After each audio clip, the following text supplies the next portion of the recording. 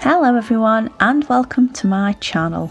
I'm Katie and today I've collaborated with the channel Crafty Leeks, a link will be in the description below, for the Odd Duck Challenge. So what is the Odd Duck Challenge, I hear you ask? Well, Rianne and Kim from Crafty Leeks approached me asking if I wanted to do a collaboration. And I'm like, sure, yeah, what ideas do you have? And they came up with this challenge, which they've done before with family members, where they pick 3 things that are within a theme. So we've gone for Christmas this time. And then one random thing that's got nothing to do with that at all to create a picture or a narrative. Well, after hearing this, I thought that sounds like an excellent challenge and I need to do this. It sounded so fun, so here we are. So my first challenge was from Rianne and it is bow, star, cracker and witch. So I'm well into starting this on screen and I'll just tell you the mediums I've used. The paper is the Hahnemühle Harmony range.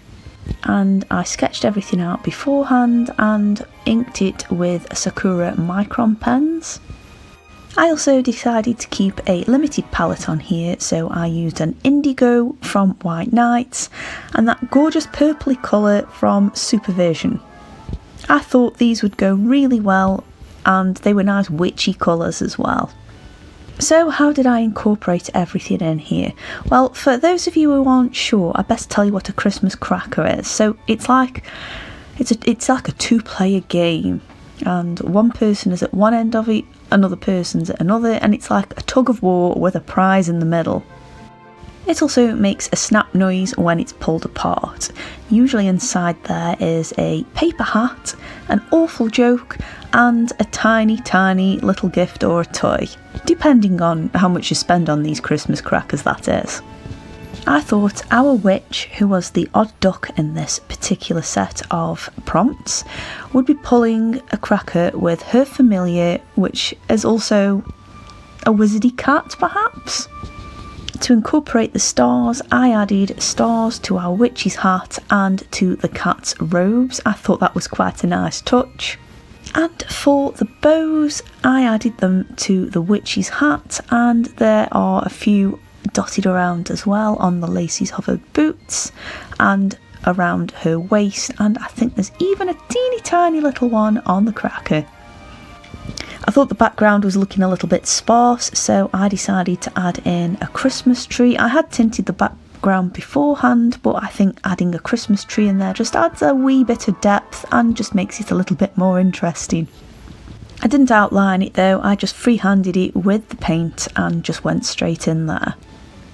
For the cat, I went in with the indigo first just to create a nice base tone, and then I went in and added some of those gorgeous purpley colours afterwards. As it's Christmas and all things are lovely and sparkly, I decided to use the Paul Rubens Metallics watercolours to add some colour to those stars. I thought the yellow really stood out nicely against that purple. And for the bows, I used the metallic purple from the same set, again keeping things nice and sparkly, but some of the colour schemes the same. I really enjoyed this challenge, I thought it was really good fun and I really like the picture I came out with. I just needed to add a little additional outline, so I went around with another liner pen. Yes, it's a different one to the ones I started off with, but I think just adding that additional line made things stand out. Now's time for challenge 2. Thank you very much, Kim, for this one. I was given snowman, fireplace, Christmas pudding and Tardis. Well, that was a proper odd duck in there as well. I really had to get my brain going for this. I actually found it really hard to come up with a narrative for 2 reasons really. Number 1, I think I might have been stumped on this challenge. And number 2, I have watched Doctor Who in the past. I'm not very up to date with it. I watched it when they did a resurge of it in 2004, I'm thinking. But since that series, I've not really followed it on. At the time they rebooted it all, I think Christopher Eccleston was in it at the time. I'd managed to watch a few of them, and then my shift patterns started, and it was all before the days of catching up on TV, and I just never really followed on from that. It's a shame though, I did quite enjoy it. But I couldn't really go too far into the Doctor Who franchise to get a good narrative out of this, so I thought a good way of creating a pretty cool picture would be to divide it up into 4 and have a segment of each one. I thought I'd get a bit artsy with this one. Again, for my surface I used the Hahnemühle Harmony watercolour paper. Again, I just quite like this paper and it seemed quite a nice fit. And for these gorgeous colours I use the Caran d'Ache water soluble crayons, which I absolutely love, and it was a really good excuse to get using them again. I really liked the snowman and how that turned out. It was just so simple by adding just a snippet of blue to create some shadows and a bit of depth in there. And you also cannot beat a rainbow scarf. A Christmas pudding, well, I'm a fan of Christmas puddings. Let me know in the comments if you guys are partial to them, or do you have another Christmas dessert preference?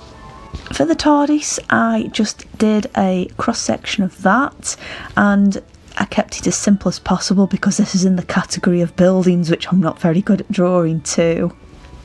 However, it gave me a chance to try and push myself and do a bit of archaeology, industry type drawing. I'm not really sure what this would fall under actually.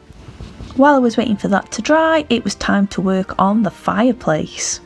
I went with a traditional fire with a grill and added a nice warm glowy look in the actual hearth of it. Is it the hearth or is it the actual fireplace? I don't know, I haven't used one of these kind of fireplaces for a very long time. Of course it's Christmas, so we're hanging a stocking next to it. There's also a star because I thought why not, and there's a few Christmas lights going across the top. I thought I would create a blue background for it just to make everything stand out, and I'm just going to have to totally fangirl over these crayons. They are just so pigmented and so lovely to work with. They layer up beautifully as well, and I quite like them. To fit the text in on the Tardis, I just used the black crayon in a palette and swirled some water in with it and lifted it with the brush that way, and that worked really well. I added some logs on this fire because I thought that would look very nice, and we're all good, so no one's getting any coal this year off Santa, so logs were the way forwards. And we are all done. Taking the masking tape off the edges, I am really happy with how these came out, and this was such a fun challenge. A big thank you to Kim and Rianne over at Crafty Leeks. Please go and check out their channel and also see what I gave them as a challenge to work with. If you're new here, don't forget to subscribe, and I will see you all on the next video. Bye!